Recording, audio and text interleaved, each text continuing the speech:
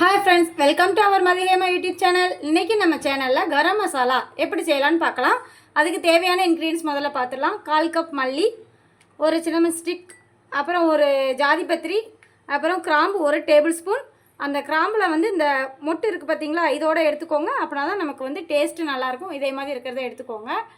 அதே மாதிரி ஏலக்காய் 1 ஸ்பூன், இது மிளகு 1 ஸ்பூன், அதுக்கப்புறம் சோம்பு 1 ஸ்பூன், ஜீரகம் 1 ஸ்பூன். ரெண்டுமே ஒரே நேரத்தில் வறுபறதுனால ஒரே கிண்ணத்தில் வச்சுருக்கேன்.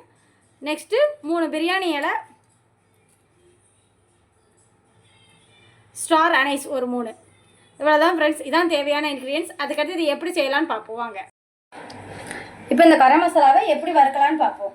இதில் வந்து சட்டி முதல்ல எவ்வளோ தூரம் பாத்திரம் சூடாகிருக்குன்னு பார்க்கணும். இந்த கடாய் சூடாகட்டும், ரொம்ப சூடாகிடக்கூடாது. கொஞ்சம் ஓரளவு சூடானாலே போதும். ஏன்னா இந்த பொருள்லாம் வந்து ரொம்ப வறுத்தோம்னா அதோட சுவை வந்து மாறிடும். ஃபஸ்ட்டு வந்து நம்ம கிராம்பு போட்டுக்கலாம். எல்லாமே ஒன்றாவே வறுத்துக்கலாம். நம்ம எடுத்து வச்சுருந்த கிராம்பு, ஏலக்காய், மிளகு, சீரகம், சோம்பு, பட்டை,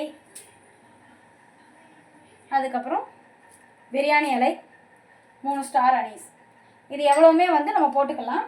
இதை வந்து மெதுவாக மீடியம் ஃப்ளேம்லேயே வச்சு வறுத்துக்கோங்க.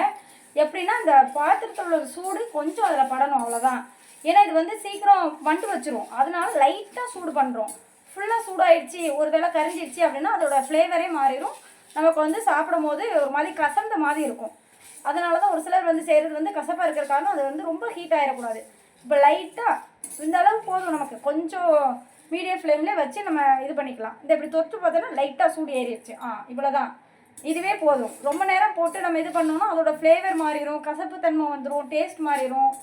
அதுக்கப்புறம் நம்ம வைக்கிற சமையல் வந்து அந்தளவுக்கு நல்லா இருக்காது. கையில் சூடுபடுதா, போதும். இவ்வளோதான். இதை எடுத்து நம்ம தனியாக இன்னொரு பாத்திரத்தில் மாற்றி வச்சு ஆற வைக்கணும். இப்போ நம்ம அந்த பாத்திரத்தை எடுத்து வச்சுக்கலாம். இப்போ அதில் வந்து இதை கொட்டிக்கலாம். நம்ம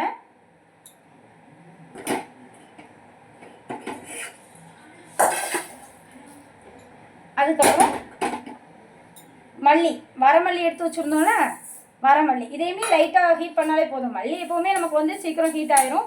அதனால் மல்லியுமே லைட்டாக ஹீட் ஆனாலே போதும். அது கொஞ்சம் சூடாகிற தண்ணி பார்ப்போம். எப்போவுமே நம்ம கையை வச்சு தொட்டு பார்க்கும்போதே நமக்கு தெரியும் அது ரொம்ப சூடாக இருக்கா, கரெக்டான அளவில் இருக்கான்றது.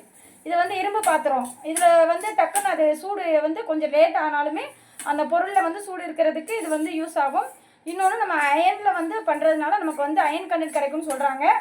அதனால நம்ம வந்து மேக்ஸிமம் இரும்பு பாத்திரத்திலே வறுக்கிறது ரொம்ப நல்லது. இதுக்கு எண்ணெயும் விட வேண்டாம், எதுவுமே வேண்டாம். ட்ரையாக இருக்கிற ஒரு பாத்திரத்தில் நம்ம வறுத்தாலே போதும். இது எவ்வளோ சூடாகிருக்குன்னு பார்ப்போம். இந்த கை பொறுக்கிற சூடு வந்துடுச்சு. அதுக்கப்புறம் அடுப்பை ஆஃப் பண்ணிக்கலாம். ஆஃப் பண்ணிவிட்டு இதை நம்ம வந்து ஒரு பாத்திரத்தில் மாற்றி வச்சுக்கலாம். அவ்வளோ, அதை ஆறட்டும். ஆறினதுக்கப்புறம் நம்ம எப்படி அரைக்கலான்றதை பார்ப்போம். கரம் மசாலா இப்படி தான் இருக்கும். நம்ம அரைச்சிட்டு வந்ததுக்கப்புறம் இதை வந்து நல்லா ஒரு ஏர்டைட் கண்டெய்னரில் நம்ம வந்து போட்டு வச்சு மூடி வச்சுக்கிட்டோம் அப்படின்னா 3 months வரைக்கும் நம்ம வெளியே வச்சு யூஸ் பண்ணிக்கலாம். ஃப்ரிட்ஜில் வச்சு யூஸ் பண்ணனாலும் யூஸ் பண்ணிக்கலாம், ஒன்றும் பிரச்சனை இல்லை. இதை வந்து ஒரு நல்ல ஒரு ஏர்டைட் கண்டெய்னரில் போட்டு யூஸ் பண்ணுங்கள். Thank you friends. This video sponsored by Zen reviews.